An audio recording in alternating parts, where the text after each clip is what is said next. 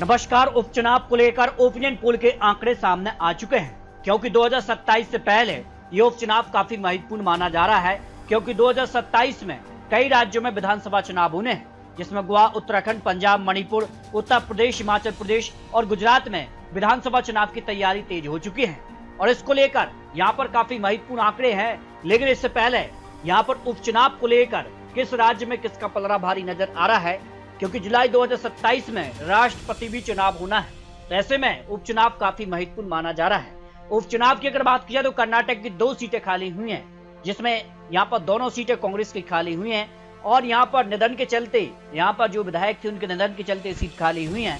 और दोनों सीटों को लेकर जो विश्लेषण है उसमें यहाँ पर बात की जाए तो बागलकोट विधानसभा सीट पर यहाँ पर इंडिया गठबंधन के खाते में सीट जा सकती है, जो आंकड़े ओपिनियन पोल के सामने आ रहे हैं, क्योंकि कर्नाटक में कांग्रेस की सरकार भी है और उसका फायदा उनको यहाँ पर उपचुनाव में मिल सकता है।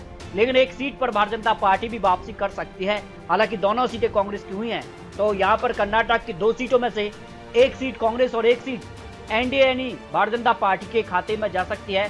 दावनगेरे दक्षिण सीट को लेकर जो विश्लेषण सामने आ रहा है। जबकि गोवा को लेकर बात की जाए तो गोवा को लेकर एक सीट पर यहाँ पर जो है विधानसभा चुनाव के लिए उपचुनाव की कभी भी तारीखों का ऐलान हो सकता है। और इस सीट की अगर बात की तो भारतीय जनता पार्टी की सीट खाली हुई है और भारतीय जनता पार्टी की गोवा में सरकार भी है, तो उपचुनाव में सीधे तौर पर फायदा भारतीय जनता पार्टी को यहाँ पर देखने को मिल सकता है, जो उपचुनाव को लेकर महत्वपूर्ण विश्लेषण सामने आ रहा है। जबकि महाराष्ट्र की बात की तो महाराष्ट्र में यहाँ पर 2 सीटें खाली हो चुकी हैं और दोनों सीटें भारतीय जनता पार्टी की ही खाली हुई हैं। और इस बार अगर बात की तो कांग्रेस यहाँ उलटफेर कर सकती है। एक सीट पर कांग्रेस तो एक सीट पर भारतीय जनता पार्टी को महाराष्ट्र में उपचुनाव की 2 सीटें खाली हो रही हैं। यहाँ पर अजित पवार के निधन के चलते सीट खाली हुई है, शिवाजी कार्तले के निधन के चलते सीट खाली हुई है। एक सीट है यहाँ पर भारतीय जनता पार्टी और एक सीट इंडिया गठबंधन के खाते में महाराष्ट्र के जो उपचुनाव के आंकड़े बन सकते हैं।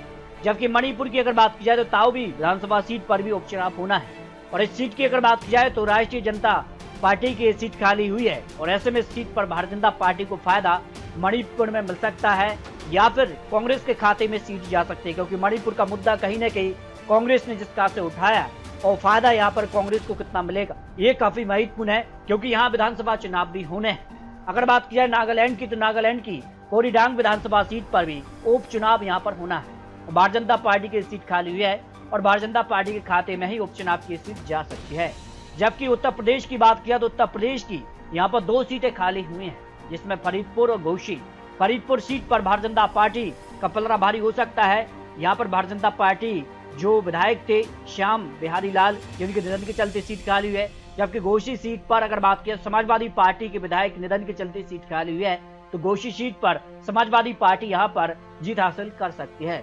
जबकि लोकसभा की बात की तो लोकसभा की तो यहाँ पर सीधे तौर पर यहाँ पर टीएमसी की सीट खाली हुई है। हालांकि पश्चिम बंगाल में सीधे तौर पर भारतीय जनता पार्टी ने विधानसभा चुनाव में बड़ा उलटफेर किया है और इस बार माना जा रहा है कि पश्चिम बंगाल की सीट पर अब आमने सामने की टक्कर देखने को मिल सकती है। तो भारतीय जनता पार्टी और टीएमसी में कड़ी टक्कर हो सकती है। फायदा भारतीय जनता पार्टी को यहाँ पर लोकसभा की सीट पर मिल सकता है, यानी कांटे की टक्कर इस सीट पर देखने को मिल सकती है। इस तरह से अगर बात की जाए तो 9 से 10 सीटों पर उपचुनाव होना है और एनडीए का पलड़ा 5 से 6 सीटों पर भारी है। जबकि इंडिया गठबंधन करीब 4 सीट यहाँ पर मिल सकते हैं, जो विश्लेषण उपचुनाव को लेकर सामने आ रहा है, क्योंकि कुछ सीटें और ऐड हो सकती हैं। ऐसे में माना जा रहा है कि चुनावी तारीखों का ऐलान कभी भी हो सकता है। तो आपको क्या लगता है, फिर रख सकते हैं 2027 में जिन राज्यों में यहाँ पर चुनाव होने हैं, गोवा, उत्तराखंड, पंजाब, मणिपुर, उत्तर प्रदेश, हिमाचल प्रदेश, गुजरात समेत सभी राज्यों का विश्लेषण आपको बहुत जल्द देने वाले हैं। तो आपको क्या लगता है इन राज्यों में किसकी सरकार बन सकती है, इसको लेकर आप रख सकते हैं। मिलते हैं नए आंकड़ों के साथ, तब तक लीजिए जय भारत।